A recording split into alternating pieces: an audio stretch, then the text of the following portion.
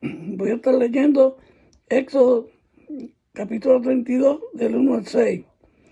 Y dice así allí: y viendo el pueblo que Moisés tardaba en descender del monte, se acercaron entonces a Aarón y le dijeron: levántate, haznos dioses que vayan delante de nosotros, porque a este Moisés, el varón que nos sacó de la tierra de Egipto, no sabemos qué le haya acontecido.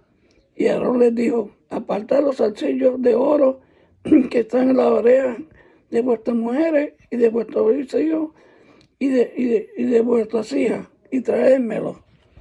Entonces todo el pueblo apartó los zarcillos de oro que tenían en sus orejas y las trajeron a Aarón. Y él las tomó de las manos de ellos y dio forma con buril e hizo de ellos un becerro de fundición. Entonces dijeron: Israel, estos son tus dioses que te sacaron de la tierra de Egipto. Viendo esto, Aarón edificó un altar delante del becerro y pregonó a Aarón y dijo: mañana será fiesta para Jehová. Y al día siguiente madrugaron y ofrecieron holocaustos y presentaron ofrendas de paz, y se sentó el pueblo a comer y a beber, y se levantó a regocijarse. Esto hicieron el pueblo de Israel después que Dios los sacó de Egipto. Hicieron este becerro de oro. Veamos entonces. Después que Dios sacó el pueblo de Egipto, persistió en seguir pecando contra el Señor. Esto trajo consecuencias en su contra. El becerro de oro hecho en Horeb abrió una brecha para la separación. Cuando nosotros hacemos aquellas cosas que sabemos que no están bien, abrimos brechas para la separación entre Dios y nosotros. El becerro abrió una brecha de separación. Ellos, al hacer el becerro de oro en Horeb, se olvidaron el milagro de la redención. Hoy día pueden algunas personas pedir a sus maestros o pastores que les fabriquen una nueva filosofía que nada tenga que ver con la fe. La responsabilidad que nosotros tenemos de ser tan fiel a Dios. Una filosofía de vida en la cual yo no tenga que sentirme tan culpable por el pecado. Así cambiaron la gloria de Dios por la imagen de un buey. Siempre los dioses falsos intentan representar a Dios, sean reliquias, sean vírgenes, sean crucifijos o cruces. Con estas cosas se renuncia a la verdadera adoración espiritual. Olvidaron al Dios de su salvación, en el cual había hecho grandeza. Como algunos hoy día se olvidan del Dios de su salvación, ya que se olvidan que Dios un día los llamó y los perdonó de sus pecados. Así que solamente se acuerdan de Él cuando se encuentran en necesidad. Pero quizá hoy día ya han abierto una brecha por su pecado de mentira, el pecado de la hipocresía, el pecado de la lascivia, y si tienen alguna necesidad, pero no la quieren reconocer, han abierto ya una brecha entre ellos y Dios. Te has olvidado que Él te limpió mediante la sangre del Cordero de Dios. El pueblo de Dios en el desierto quiso destruir lo de no haberse interpretado a Moisés. Siempre el pueblo de Dios ha tenido quien lo reconozca, y que las brechas que han sido puestas y que ya hemos abierto sean quitadas. Existen brechas en el culto a Dios. Son muchas las excusas que damos para no adorarlo. Existen brechas que pisotean la ordenanza de Dios y aún la misma escritura.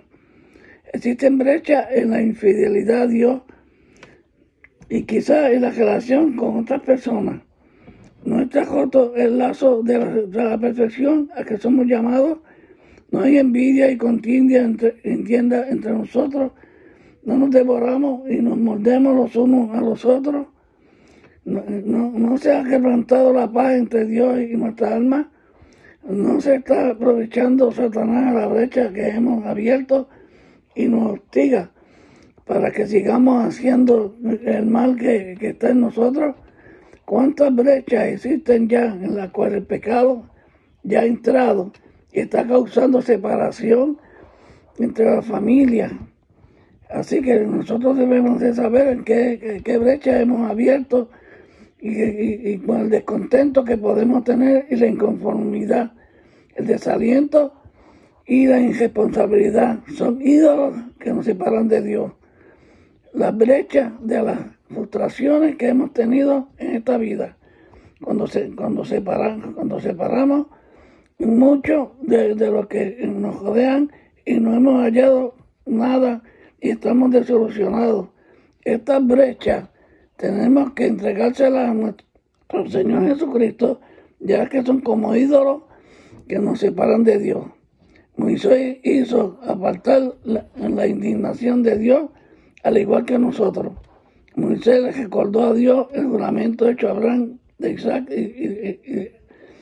y de Israel. Moisés destruyó el becerro. Cristo, por medio de su sacrificio, quitó el pecado. Nuestro viejo hombre fue crucificado juntamente con él, y eso dice Romanos 6:6. Jesucristo intervino a favor de nuestro para que la indignación de Dios por nuestros pecados cesara. Pablo pregunta, ¿qué pues diremos? ¿Perseveraremos en el pecado para que la gracia abunde? En ninguna manera, porque los que hemos muerto al pecado, ¿cómo viviremos aún en él? La comunión con Dios tiene que ser inmediata, ya que es necesario cerrar cualquier brecha para ser restaurados. Volvamos todos a Dios para que venga tiempo de refrigerio, esperando para que todas nuestras brechas sean cejadas. Así que miren a ver cómo el pueblo de Israel abrió brecha entre Dios y el pueblo, porque hizo un becerro de oro que nada servía, porque nada el becerro de oro pudo hacer por el pueblo, pero ellos imaginaron que el pueblo necesitaba un becerro para que fuera el que lo guiara, porque Moisés se apartó y estaba con el monte esperando que Dios le dictara los 10 mandamientos.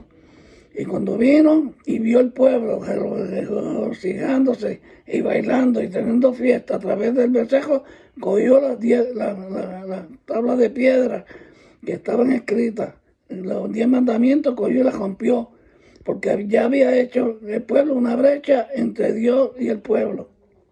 Ya no había comunión, porque el pueblo se sentó a jugar y a regocijarse frente a un becerro de oro hecho por el hombre. Bien, hasta aquí mi exhortación sobre las brechas que abren en nuestra vida con el pecado que nos separa de Dios. Así acordémonos de cejar toda brecha que nos esté separando de Dios. Que el Señor les bendiga, el Señor les guarde. Hasta aquí mi exhortación sobre el pecado que abren las brechas.